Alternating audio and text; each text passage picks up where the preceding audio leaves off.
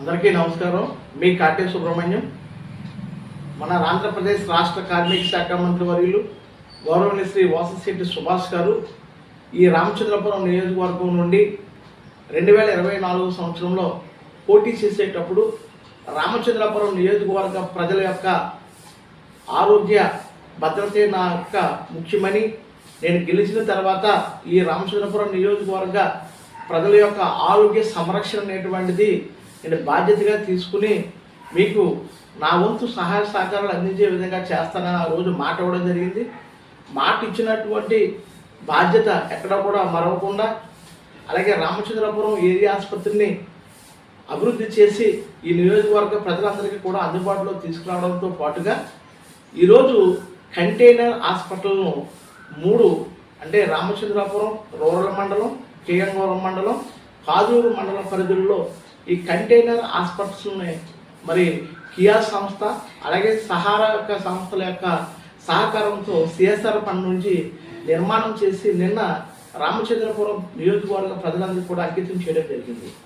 ముఖ్యంగా దాని యొక్క ప్రత్యేకత ఏంటంటే ఏఐ ఆధారితమైనటువంటి స్టెథోస్కోప్తో గుండె పరికరాలను చేసి మరి తక్షణమే గుండె జబ్బులు ఉన్నాయో లేదనేటువంటి నిర్ధారణ చేసేటువంటి పరిస్థితి.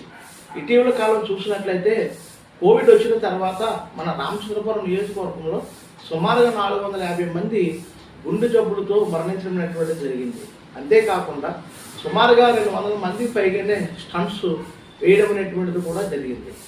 అంటే ఖచ్చితంగా కోవిడ్ తర్వాత మానవ జీవితం అనేటువంటిది ప్రభావితమైనటువంటి పరిస్థితి మనం చూసాం.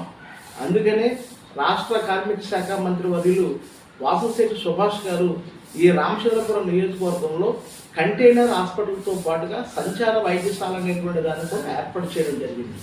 వీటి ద్వారా కూడా మనం ఒక మిస్డ్ కాల్ ఇచ్చినట్లయితే, మొబైల్ ద్వారా ఒక మిస్డ్ కాల్ ఇచ్చినట్లయితే తక్షణమే 2 వీలర్ మన ఆటో అనేటువంటిది మీ వంతుకు వచ్చి మిమ్మల్ని తీసుకుని వచ్చి ఈ కంటైనర్ హాస్పిటల్ వద్ద అన్ని పరీక్షలు నిర్వహించి మీకు సకాలంలోనే వైద్య సహాయాన్ని అందించేటువంటి పరిస్థితిని మంత్రి సుభాష్ గారు ఏర్పాటు చేయడం జరిగింది.